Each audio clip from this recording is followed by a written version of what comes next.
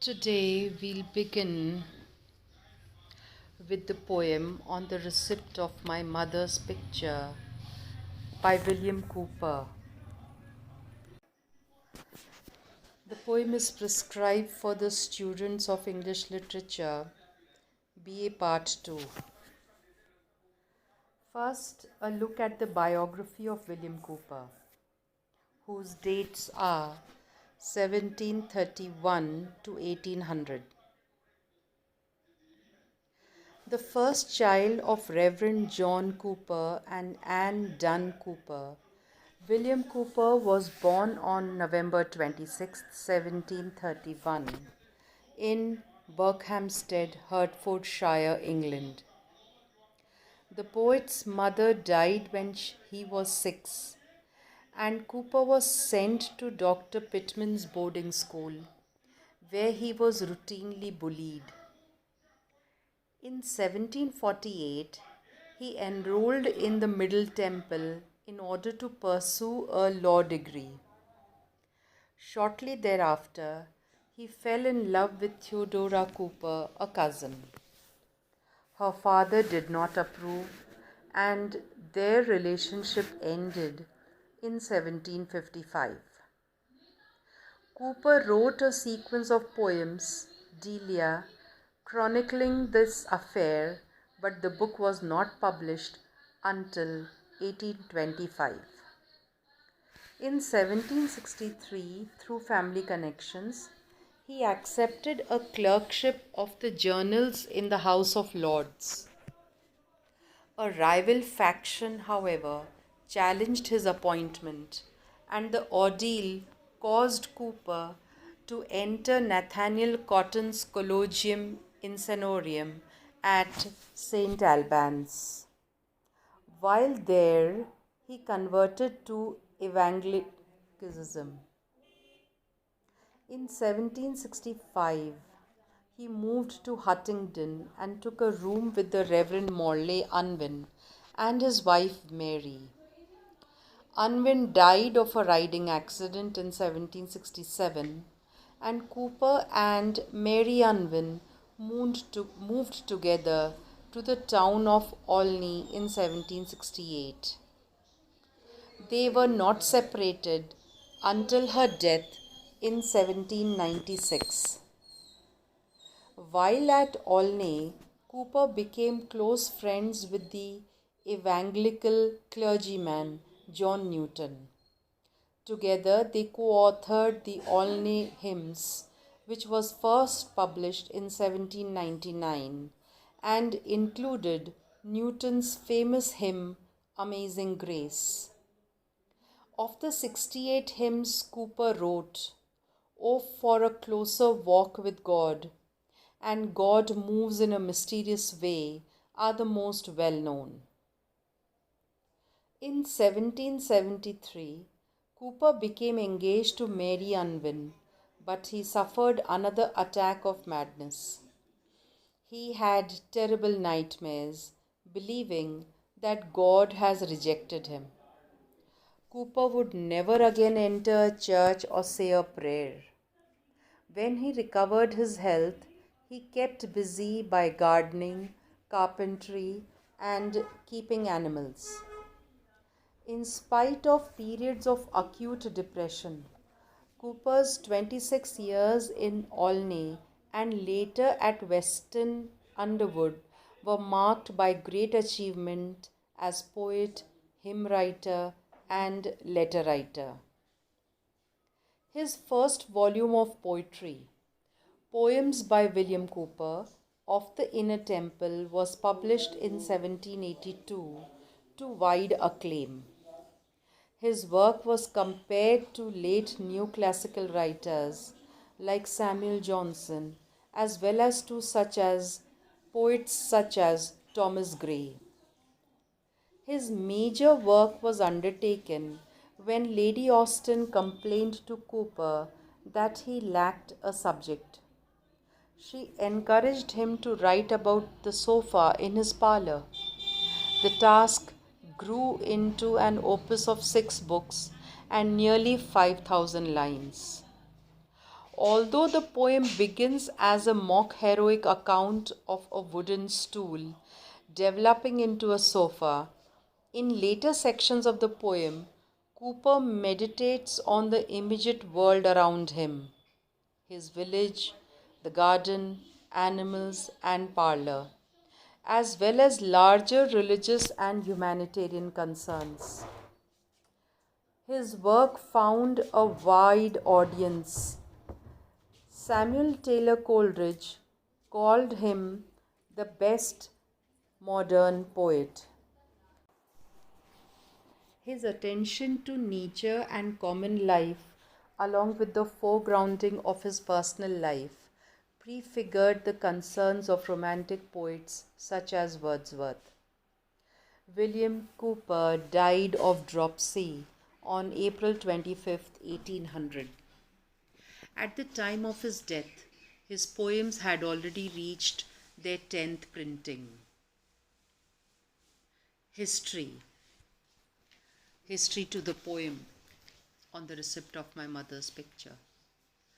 Cooper's mother Anne died when she was 36 years old in 1737, when Cooper was 6 years old. Her husband, John, built a monument after she died with an inscription that begins, "Here lies in early years bereft of life, the best of mothers and the kindest wife." Cooper, then 58 years old, received a picture of his mother in 1790, given to him by his cousin Anne Bodham. In response to her giving him the gift, he said, "Every creature who bears any affinity to my mother is dear to me. I love you. Therefore, I love you so much, both for her sake and your own." He wrote in a letter that he would rather have possession of the picture than the richest jewel in the British crown. The poem was written because of how important his mother was to him, and as a result of receiving the picture. Completed shortly before his last insanity attack, the poem was first published by itself in 1798, later being published with other poems in 1799. Analysis. The mother's assistant and young lady's friend wrote in 1846, "Perhaps no production of Cooper has been more frequently read or so much admired as the poem On the Receipt of His Mother's Picture." The Cambridge History of English and American Literature wrote, "Thanks to the poet's use of detail, the woman and her little son live again before us, and the tenderness of the whole is unsurpassed." Aaron Santoso said on the front flap of his book, A Careful Longing, The Poetics and Problems of Nostalgia, that the poem helps contribute to the modern understanding of nostalgia. Summary of the poem. On the Receipt of My Mother's Picture, published in 1798, also known as On the Receipt of My Mother's Picture out of Norfolk, was an elegy written by the English poet William Cooper. Cooper's mother, Anne Cooper, died when he was 6 years old. Later in 1790, at the age of 58, he received a picture of his mother from his cousin, Anne Bodham, which inspired him to write this elegy, lamenting the loss of his mother. The poet remembers the language of his mother. Poet's life had been rough without his mother and her kind words. He remembers her sweet smile, which can emanate only from her lips, which had soothed him in his childhood. Even though he cannot hear her voice now, he remembers her words vividly, softly urging him not to grieve and to chase his fears away. He remembers her gentle, intelligent eyes, which still shine on him in the same way. The poet expresses his gratitude to the immortalizing power of art, which can baffle or obstruct the cruel and oppressive claim of time. Cooper welcomes his mother's memories, fueled by the unexpected picture of his mother. He feels honored by his mother's affectionate presence as she was absent for such a long time. He is willing to obey gladly as if the rules were laid down by her. Even though her face in the picture renews his grief as a son, means his filial grief, his imagination will weave a charm, that is, create a magic to relieve him by immersing him in a heavenly dream, Elysian reverie, though momentary, in which she comes alive. The poet then reveals his plight when he lost his mother forever. He launches a series of questions which reveals the pain he went through during that episode. He asks whether she knew about the tears he shed. Was her spirit hovering over her broken and sorrow filled son, whose life's journey had just begun? He imagines that she must have consoled him with a kiss or a tear if soul spirits can weep in happiness. He assumes that she is smiling in the affirmative. He remembers the slow tolling of the death bell on her burial day, the hearse which carried her away slowly, and he drew in a long sigh and wept a last farewell to his beloved mother. He vouchsafes that his memory of her burial day is still fresh in his mind. All these memories create a pang of distress in the minds of the readers as well. He contemplates that in her world, adieus and farewell might be unfamiliar concepts. He wishes to meet her again on that peaceful shore so that he does not have to utter the parting words again. He remembers how his mother's maidens, possibly referring to her attendees or friends or relatives, filled with grief and concern for him, often gave him promises of his mother's quick return. He wished for her return passionately, believing in their false promises for a long time. The disappointment still lasts in him, and he feels duped every day and tomorrow to follow. Thus, after many sad tomorrows, his stock of infant sorrow was spent. He had to resign to his plight, mourning less for his mother, even though he could never forget her. He then goes on to lament about the loss of their pastoral house. In the place where they once lived, their names are not heard anymore. Children of other people walking in his nursery. The nursery is the room where babies sleep, a children's bedroom, you could say. He remembers his gardener Robin, who used to drive him to his school in his bright but cheap coach, while the poet was wrapped in scarlet shawl and velvet cap. All this has become a history.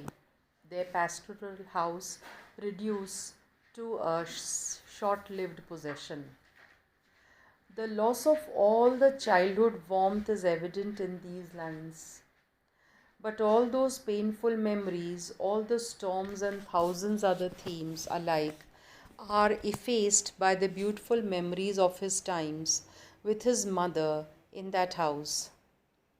He remembers how she made nightly visits to his chamber to see if he is safe and sound, and how she rewarded him with biscuits or confectionery plums in the morning bounties, before he left their home.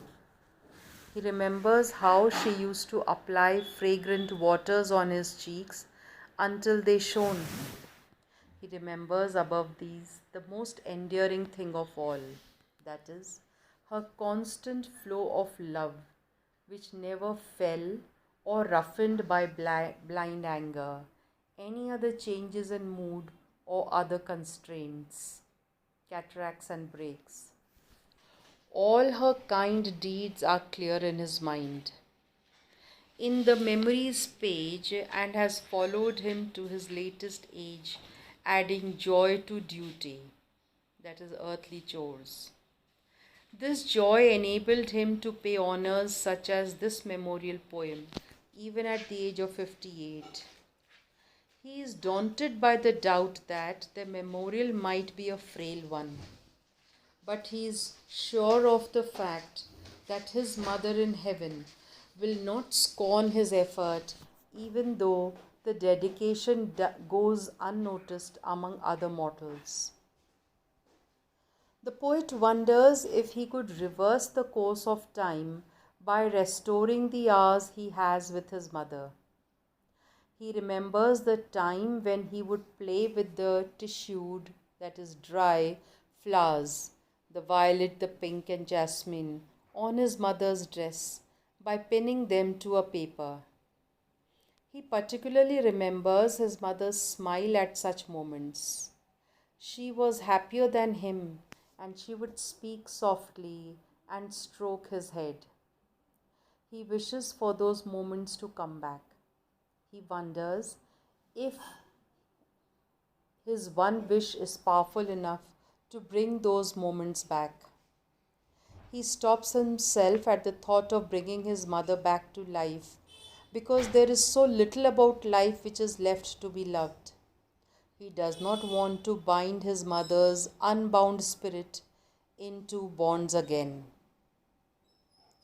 The poet compares his mother to a splendid ship, gallant bark, from Albion's, which is the ancient name of England, coast, which has weathered all the storms, survived, that is, survived the storms, and crossed the ocean to reach smoothly and fast into the port of a safe island, where the seasons are bright and where spices breathe, symbolic of heaven.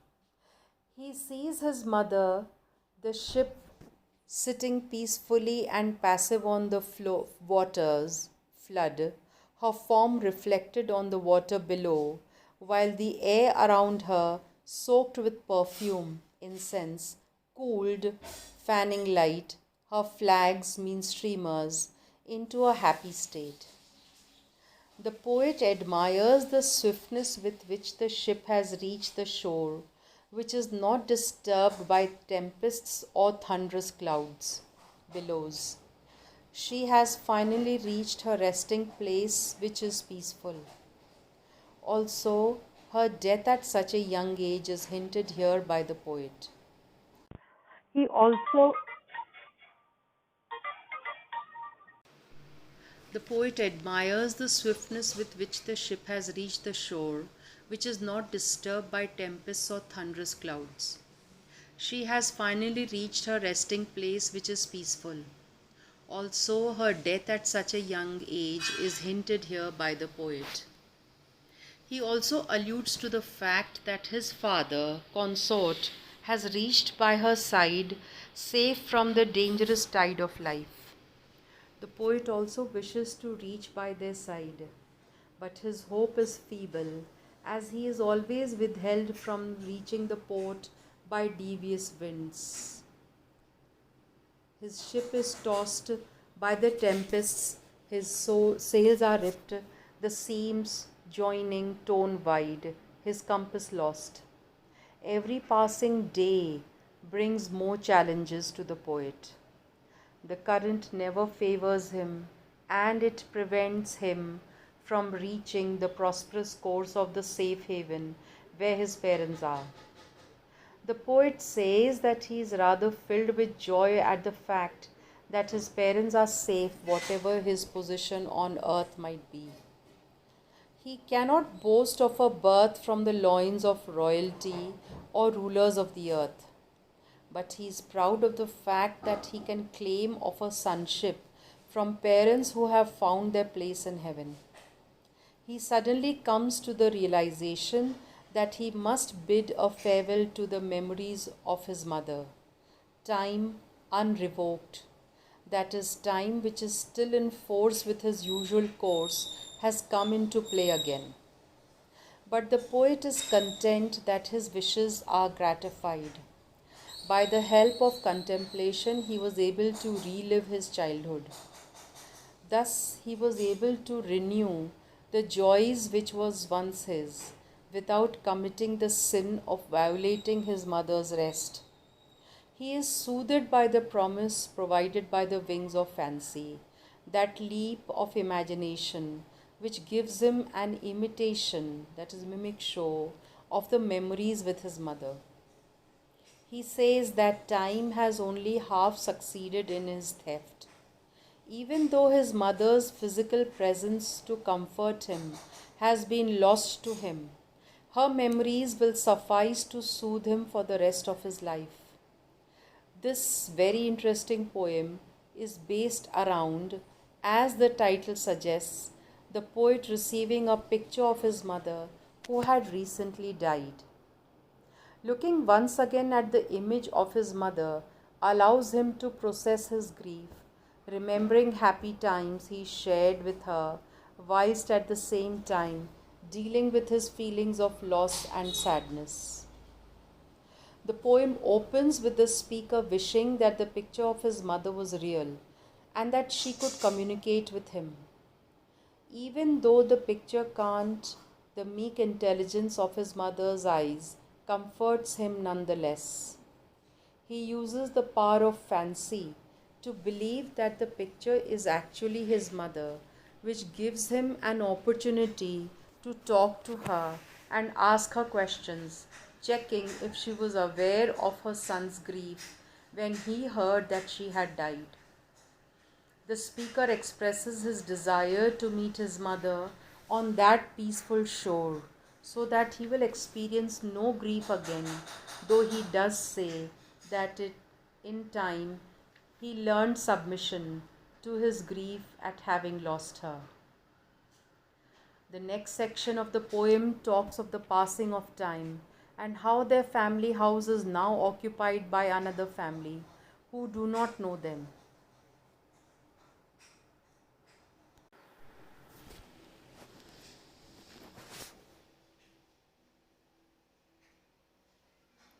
Even though this house was a short lived possession, memory of her acts of kindness lasts a lot longer, and the poet remembers his mother's kindness and love as expressed when he was a child. The poet reflects that even if he had the chance to turn back home, back time, and have his mother with him again, he would probably not, saying, "What here we call our life is such, so little to be loved, and thou so much, that I should ill requite thee to constrain thy unbound spirit into bonds again." The last stanza reflects on the far better existence that his mother enjoys, and also comments on the way that this poem has allowed the speaker to relive his childhood joys and to bid her farewell, thanks to the arrival of the picture. The rhyming couplet that ends the poem reflects on the way that death has not robbed him of his mother entirely. Time has but half succeeded in his theft. Thyself removed, thy power to soothe me left. It may have taken away his mother from him, but it certainly has not taken away her power, which is bequeathed to the poet. What is the poem on the receipt of my mother's picture out of Norfolk about? On the receipt of my mother's picture out of Norfolk is a memorial poem.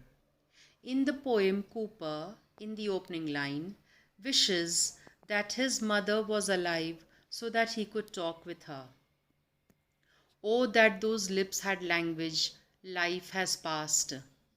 Cooper remembers how his mother's voice would calm and comfort him during the times of need.